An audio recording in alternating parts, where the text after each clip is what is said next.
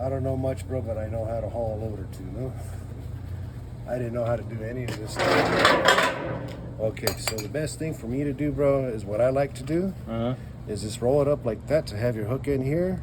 A lot of guys like to have the hook in the middle, bro, but what I like about it right there is if you sling this over with the hook and it goes over to the other side and you can't see, then you got the potential danger of hitting somebody in the head with this thing, no? Yeah. So a guy told me one time when he saw me doing it with the hook in the middle, he's like, let me ask you something. He said, if you were to get hit in the head, if you're not paying attention, would you rather get hit with the hook or a strap? Oh, the strap. No, yeah, because by the time the strap rolls out to you, it's not going to be big and heavy like this, you know? So, you know, get it like that. This particular load right here, bro, what I like to do is just fish it through here first. Okay. This particular truck, bro, where the other stick fits, you can put it to the frame rail there. You could just put it right here to this spot like this. Just flip it over because it's not going to cause it to be backwards here, right? Yeah. And then, so here. And then launch that shit? Yeah, now you got this simple little, you just let that go. Okay? Okay. See, it's secure. That's not going to go anywhere on that side. Just pull it through here just like that. Okay, so obviously we don't want to go too tight on this bad boy because it's got a delicate tool in there, right? Yep. So let's get this in a nice spot like this where you can feed it straight through.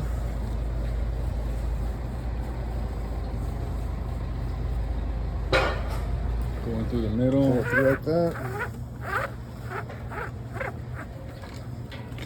Okay, so the beauty of this right here, bro, is you can pull up all your slack out of it right away. You know, that you don't have a big old bunch of it where it interferes, like where you can't take it apart like I put it right. So we're crunching the box a little bit, but that's okay. You know, we're not going too tight where we're going to damage the tool, but it is snug, you know. And see, what's good about having your buckles and your slack on the driver's side is you can see it in your mirror. You know? Oh yeah. In case, you know, you don't want to see it dangling or anything like that. Like, so just that right there would be good, bro. Like, I probably crunched that box a little bit too much, but I don't think I hurt anything. Okay. So there's two ways of taking care of your slack here, no? Roll it. So you can roll it like that.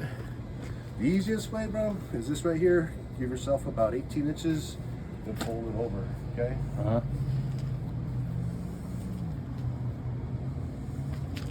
Okay.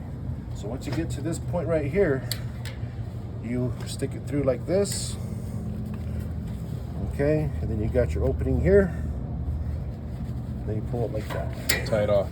And you're good. Okay?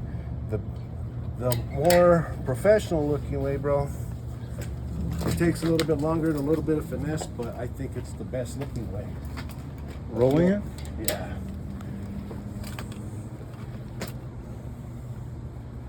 So you know, leave it big enough for your hand to go through, and that comes into play here in a second.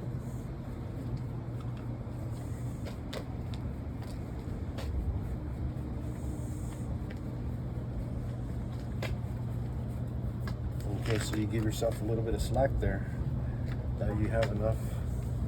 Like, you know, this is where the finesse comes in, bro, because you got to work it just to give yourself enough slack in order to pull it through. Okay, so what you want to do is pull this through this loop here. Yep. Okay. Just a little bit more. That ought to be enough this time.